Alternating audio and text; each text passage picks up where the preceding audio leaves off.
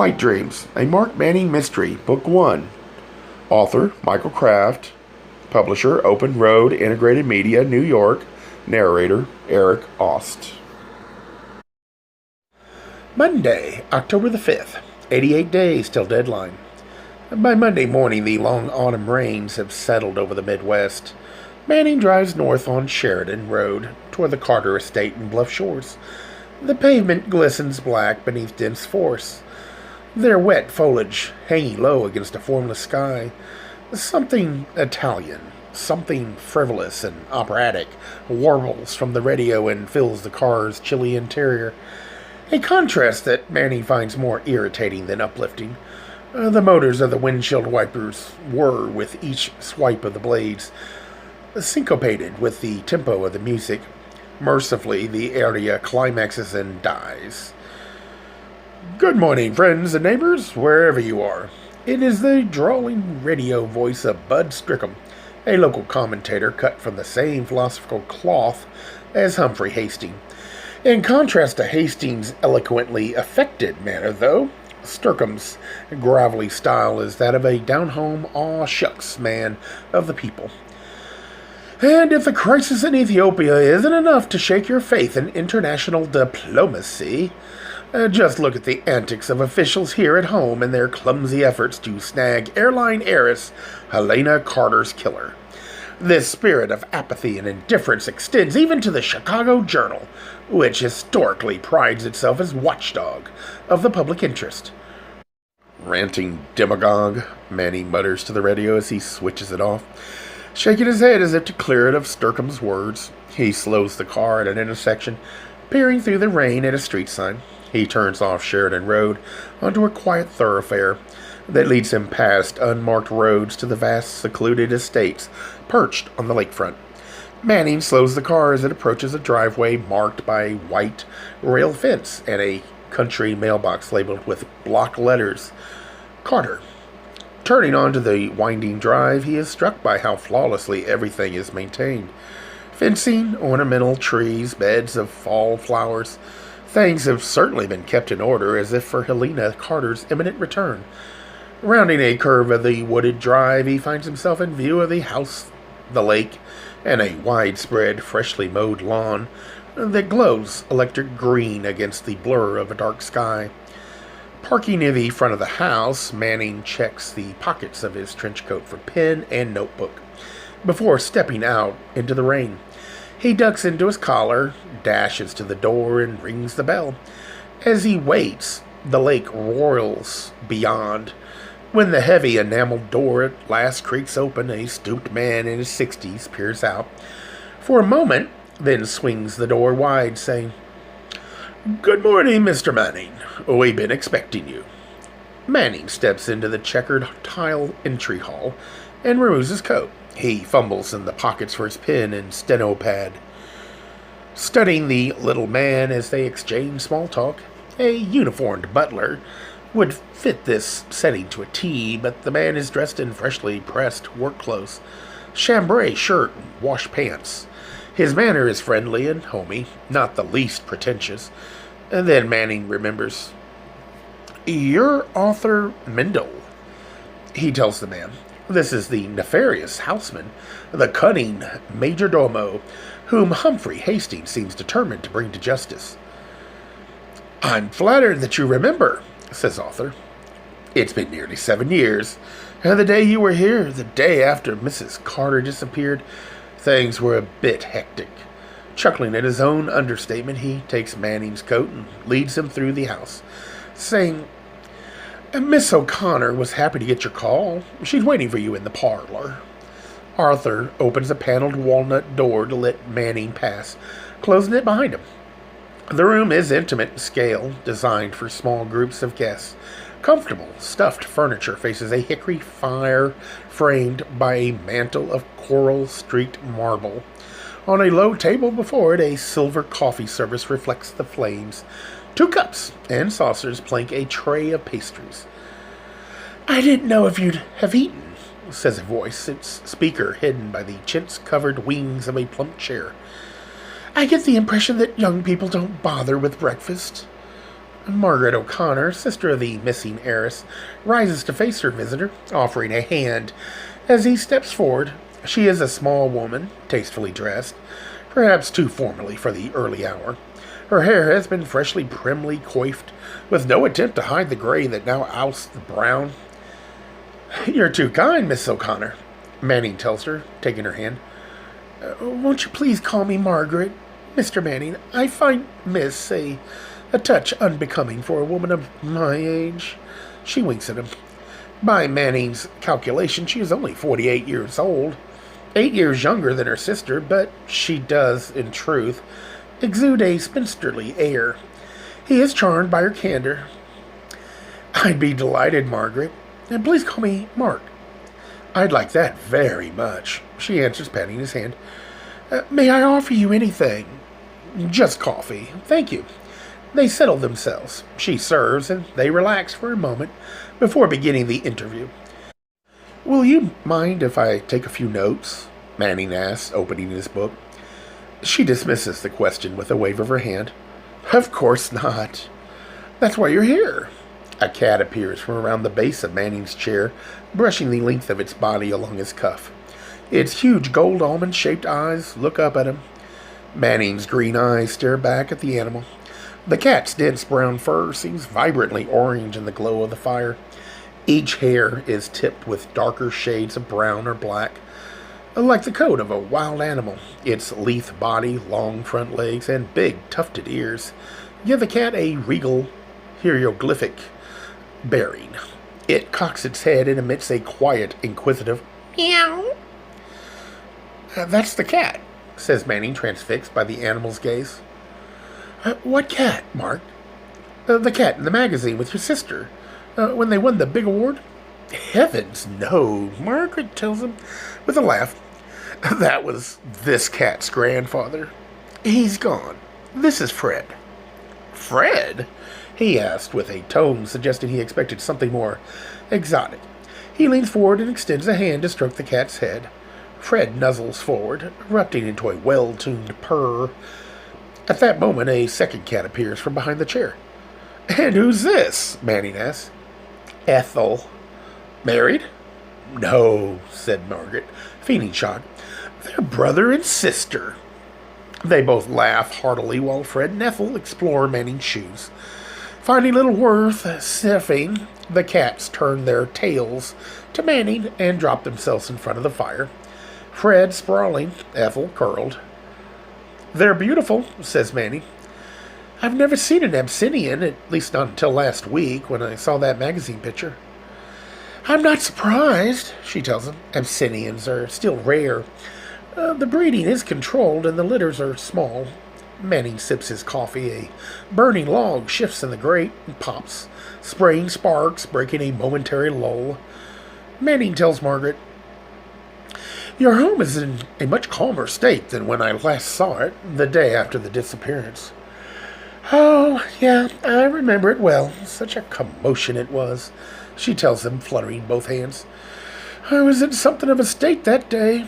What with the shock and the uncertainty and the police and the lawyers and reporters." "No offense, Mark, but it was an ordeal." She thinks for a moment, then adds, "You, however, were very considerate." She reaches over and pats his knee. "I'm glad to hear that I behaved myself." He finishes his coffee and sets the cup on the table. "Tell me, Margaret, it's been nearly 7 years since Helena disappeared. Surely you've given the mystery a lot of thought. Do you have any idea what may have happened?" She sighs demurely, shaking her head. "I'm afraid I don't. So many people seem so sure that Helena is dead. Sometimes I almost wish I could believe that. Closure, you know, but I simply can't imagine why anyone would want to harm Helene." "Sure, there's the money." She gestures vacantly at their surroundings. "But it hasn't done anyone any good." "If she's not dead, where do you think she might be?" "I don't have any idea at all. Not anymore." She pauses in thought. "I used to have a theory, but it was only an empty hunch." "Oh, what was it?" "It seems silly now. I'd prefer that you not write about this." Manning sets his pen and notebook on the table. Margaret tells him, I'm sure you already know that Helen was very religious. I find it amazing, sort of inconsistent, that she could combine her staunch faith with so many worldly interests. Actually, I thought she took the whole church thing a bit too seriously, but that's not an opinion I felt I could express to her. We were, of course, brought up Catholic. Papa was a railroad man, a hard worker and a good looker, and a pretty good drinker, too. All told, he was a fine father. He always showed real love and affection for Mama, Helen, and me. But he wanted a big family. After the twins were gone, Mama was just put her foot down and said she was through trying. Well, that never set well with Papa, and we always sensed that he felt sort of cheated. We were comfortable enough living down here near the rail yards, but never what you'd call well off. I think he hoped that another child, a son, might grow up to be a doctor or a professor or maybe a tycoon, and that would have made him the happiest man around. She pauses a moment, picks up her coffee cup, then returns it to the table. Without drinking, she tells Manning, he seemed to take comfort in the church. It was a lasting force of goodness in his life, as it had been for his father when he came over from Ireland. He took the church much more seriously than Mama, which Helen and I found kind of strange, because it was just the opposite in all our friends' families. As we were growing up, Mama used to sit down with Helen and me after school sometimes. Before Papa got home, she'd explain things to us. Woman things. You know, she'd put on a big grin and tell us that even though Papa wanted a rich, successful son, there was no reason he couldn't have rich, successful daughters. She'd explain how hard it was for a woman to make any kind of business success out of herself. And in those days, it was true. But then she leaned real close to tell us a secret.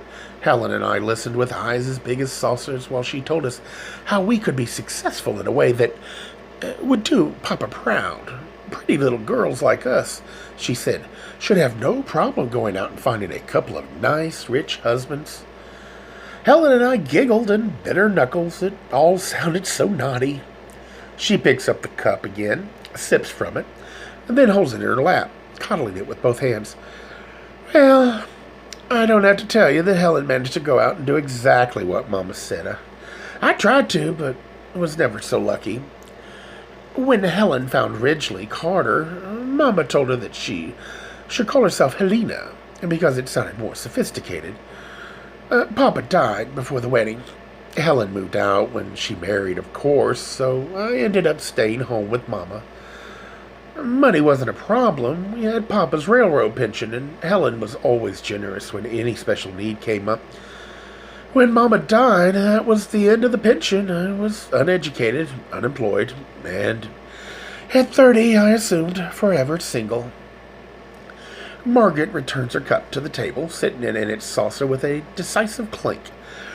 So, Helen and Ridgely took me in. They were always sweet about it, but I couldn't help feeling that I had invaded their home. Nonsense, Ridgely used to tell me. With all the guests and hired help we have around here, we'll hardly even notice another face in the walls. And he was right. Those were good years. While Ridgely was alive, Helen married him for his money. Make no mistake about that, but he loved her from the start, and her love for him grew and grew as the years went by. It was a happy home, mostly in spite of that nasty episode with Arthur's gambling. Ridgely was wonderful, always. He tried to teach us all something about managing money. It's a good thing he did. When he died, Helen got everything. She'd been religious all her life, and Ridgely's death seemed to boost her zeal. It's funny. Mama always said we had to marry rich, and Helen did. Papa always said we had to keep our faith, and Helen did. I don't know if Helen was accommodating, clever, or just plain obedient. She was clever, smart as a whip, got top marks in school. I was a little awed by her. It seems I've always lived in her shadow. She's 8 years older than me, and when you're a child, that's a big difference. She was kind of a second mama. Now that she's gone, it's left to me to look after her house and take care of her cats. She has spoken softly, without rancor, making flat observations. Her reminiscing has been a bittersweet amusement on this dark, wet morning in front of the fire. Lord, how I can babble, she says. That's what you get for asking me to start talking. She pours more coffee. Manning says, it was fascinating, but Margaret, he is reluctant to tell her that the point of their discussion was slipped her mind. You said that you once had a theory about where your sister might be? She places her fingers over her mouth, eyes popping, then laughs. I knew I was driving at something. After Ridgely died, Helen got involved with our local parish, St. Jerome's. She struck up a friendship with our pastor, Father Matthew Carey, such a handsome young priest. Helen joined several church committees and ended up on the parish council. She and Father Carey really liked each other. You could tell from the way they had fun together. At first. But more and more they found themselves at odds. It started with minor issues that came up at council meetings, and eventually their differences grew to the point where Helen referred to herself as the loyal opposition. I'm not sure what it was all about. Her church activities weren't of much interest to me. But it had something to do with all the changes brought on by the Vatican Council in the 60s. I got the impression that she'd have preferred for them to keep the church the way she knew it as a girl. The pace of Margaret's speech quickens as she leans toward Manning to tell him. Helen mentioned several times, and it was unusual because we rarely discussed religion, some sort of movement in the Catholic Church to go back to the old ways. There's a European bishop or cardinal who's leading the movement. He's been in the news from time to time, and there's a little community, a town, somewhere in the West, where these people get to live and to have the church they want, the way they want it. I never thought Helen was so serious about her beliefs that she would consider going to such a place, but after she disappeared, I wasn't so sure, so I talked to Father Carey about it, and he said that the same ideal had crossed his mind. He told me that he once knew the priest who eventually became leader of this little town, and he offered to write to see what he could learn. A couple of weeks later, he phoned me to say he received a letter from the other priest. There was no one out there who could be Helen. Margaret leans back in her chair, concluding, and that was the end of my theory. Mark, it was only a hunch. Would you mind, Manning asked, if I talked to Father Carey myself? Oh, of course not. If you think there's any chance he could lead you to Helen, by all means, go see him. He's really very nice. She studies Manning curiously for a moment, then adds, I think you two will like each other. He jots down the names of the priest and the parish, then says, I know you've been asked these questions many times, but could you recall for me exactly what happened when your sister disappeared? When did you realize she was gone? How did you know she was missing? Margaret O'Connor nestles further into her chair, seemingly swallowed by its upholstery. A ring in her hand, she said, It was New Year's Day and horribly cold. The morning began as usual. I took a warm bath, then dressed and went down to the kitchen to join Helen for coffee. We usually met there around 7 o'clock, but it was later than that morning, because we'd stayed up the night before to see in the new year. Helen wasn't there yet, so I started the coffee and then went to the basement to feed the cats. The new cattery was still being built back then, and the cats were kept downstairs. While making the rounds, I noticed that Abe was missing. Abe is the cat you saw in the magazine. He was Helen's prime stud, the best breeding stock in the country. So I got a little panicky. Excuse me, Margaret, but how did you know Abe was missing? Couldn't he have been anywhere in the house? Oh, no, Mark. Fred and Ethel, she gestures toward the cats lying by the fire, are pets. We've always kept one or two cats as altered house pets. The breeding stock, the show cats, are kept in the cattery. They never leave their cages except to breed or to show, but Abe was gone. How much was Abe worth? Oh, heavens, you don't sell a cat like Abe. But if you had to sell him for some reason, how much would you expect to get? Roughly. Many thousands of dollars, certainly. Abe had recently been judged the finest obsidian in the country, possibly the world. He was priceless. Then I noticed Eve's cage empty, too. Eve? He asked, guessing the answer. Eve was Helen's prime queen. Worth about the same as Abe? Almost. The studs are generally more valuable. Manning is taking notes so quickly now, his writing is reduced to a scribble. More to himself than to the woman, he says. We all knew that a wealthy heiress had disappeared and that a couple of cats were missing with her, but no one understood just who those cats were. Margaret continues. So I ran upstairs to tell Helen. I stood at her door, pounding on it and shouting that something terrible had happened. Finally, I opened the door, not knowing what to expect, afraid of what I might find. She stares into an indefinite space beyond Manning's shoulder. What did you find? He asked softly. She looks at him as though snapping out of a trance.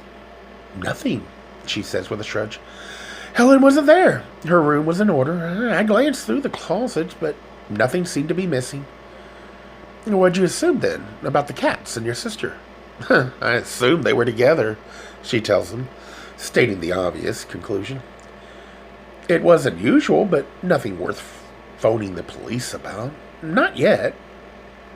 A bit later, Arthur came to the house for his duties. Your houseman, Arthur Mendel. He's been with the Carter family forever, and now he's the only permanent staff left on the estate. He lives in quarters near the cattery, where the old stable used to be. When he came to the house that morning, I told him about Helen and the two cats. He said he hadn't driven Helen anywhere, and as we talked, we both got worried. By evening, Helen still wasn't back, so we decided to call the police. If we didn't hear from her by midnight, and that's what we did. You know the rest. You were here with the others the next day. Manning asked, did the police question you about the cats? Not much. I told them the cats were missing, but I didn't want to make too much of a fuss over it. We were all concerned about Helen, and it seemed trivial to dwell on the cats. Do you think that makes any difference? Manning's pen jabs the page with a period at the end of a note. I'm not sure. Any new angle is worth exploring. He flips the fresh page open. Margaret, may I ask a personal question about your sister? Did Helen dye her hair? A friend who saw the magazine picture said that it looked as if she used a henna rinse. The color seemed to match Abe. Margaret chuckles, raising one brow confidentially. Your friend is very observant. Yes, Helen used a henna rinse, trying to match the rich obsidian hue. I suppose it was part vanity. Helen's hair was a grayer than mine, she says, dabbing at her temples with her fingers. But there was more to it than that. Henna has been used as a hair color for a long, long time. Cleopatra used it, and I'm sure you've noticed how the obsidian resembles the sacred cat of ancient Egypt. Helen was intrigued by that connection. She felt it might be useful in her campaigns. What campaigns? Asked Manning. Campaigning is what they call touring a cat for the top national awards. It's a full-time job involving lots of money. Travel, money, and what do they call it? Public relations. I guess you'd say that. Helen's henna hair was a gimmick. Manny nods, finishes the note, then asks, after the initial shock of your sister's disappearance wore off, were you able to determine if anything other than the cats was missing? Like clothes or money? What I'm getting at is this. Do you think she could have taken enough with her to keep her comfortable for this long? Helen has closet after closet of clothes. I'm not sure if anything is missing, but it's possible. There were plenty of jewels and furs, too. Ridgely loved to lavish her with beautiful things, but valuables like that were cataloged and put in safe deposit shortly after she disappeared. As far as money is concerned, I never knew much about her finances, investments, savings, and such. We didn't need to talk about money. You could ask Jerry Klein about it. He runs Carter Air and looks after the estate. Manning has dutifully recorded her comments. He caps his pen and is about to slip it into his pocket when something occurs to him. One more thing, Margaret. When you were telling me about growing up with Helen, you made some reference to the twins. Who are you talking about? Our brothers. We had a pair of twin brothers. You did? Manning rifles through his notes, confirming that this detail has escaped him. And all the time I've been covering this story, I've never heard anything about brothers. I'd be surprised if you had, she tells him. They've been gone for over 40 years. Well, they went away to school, and something bad happened. I don't know what. I was too young to understand. One of them died, and the other disappeared. The boys were a few years older than Helen, and I was quite young when it all happened. What were their names? Asked Manning. I honestly don't remember. Isn't that remarkable? I was very young when they were still at home, and they were never discussed afterward. On his pad, Manning notes in the margin, repressed memories. Heavy denial. Margaret adds, my single vivid recollection of them still gives me the chills. One of the boys was interested in Indian lore and had a hatchet with a stone blade that he treasured above all other possessions. One day, Helen and I were playing with him in a vacant lot behind the house.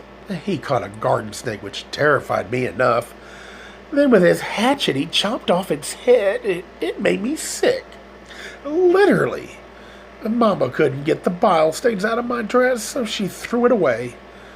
It had pictures of kittens and puppies on it. I loved that little dress. It was my favorite. Her story has ended. She lapses into a long silence, preoccupied with the thoughts of the past, thoughts that have not even scratched her consciousness. For many years, she has said enough.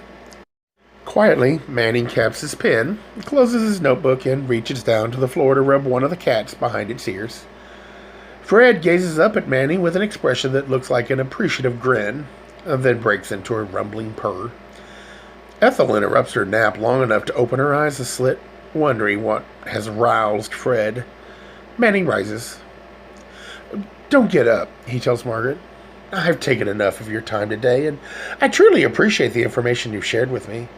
You've been most helpful. He steps to a chair and clasps one of her hands with both of his. I'll see myself out, Margaret. Thanks again. He crosses the room, opens the door, and glances back before leaving. Margaret sits perfectly still, facing the fireplace, eyes fixed on the flames, as if trying to discern some meaning from their ethereal, random dance. In the hall, author Mendel awaits, Manning with his trench coat. You won't need to wear this home, he says. The rain has finally stopped. Thank you, author, says Manning, taking the coat. I wonder if you'd have time to walk me out to the car. Miss O'Connor mentioned that there's a separate cattery building on the grounds. Could you show me where it is? I'd be delighted, author tells him, ushering him out the front door. They walk past Manning's car to the side of the house, and author points to a low L-shaped building on a bluff at the rear of the estate. The sky has lightened some, and whitecaps roll landward from the heaving gray surface of the lake. Arthur asked, would you like to stroll back there for a closer look? Sure, said Manning. Arthur leads the way along a flagstone path. Though the rain has stopped, a raw wind dries mist from the lake, and Manning struggles to don the coat he carried. Its flapping folds of khaki tamed as he cinches the belt with a taut knot. Approaching the building, Arthur says, Care to look inside? Not today, thanks, says Manning, huddling under the broad eaves at the juncture of the building's two wings. Actually, I just wanted to talk with you privately, Arthur. May I ask you a few questions? Certainly. The older man's quick response reveals that he's flattered by the famed reporter's attention. Manning tells him, I hope this won't embarrass you, and I raise the issue only because there are people who might construe it as being related to Mrs. Carter's disappearance. With a tone now colored by weariness, Arthur responds, Yes. During my conversation with Miss O'Connor this morning, she mentioned something that surprised me. She said that after she came to live here with Mr. Carter and her sister, the estate proved to be a happy home, except for a nasty episode with Arthur's gambling. What? says Arthur, stepping backward. His expression suggests betrayal. I can't believe she'd mention that. Not after the way she threw the household into a tizzy with her loose ways. Don't let her kid you, Mr. Manning.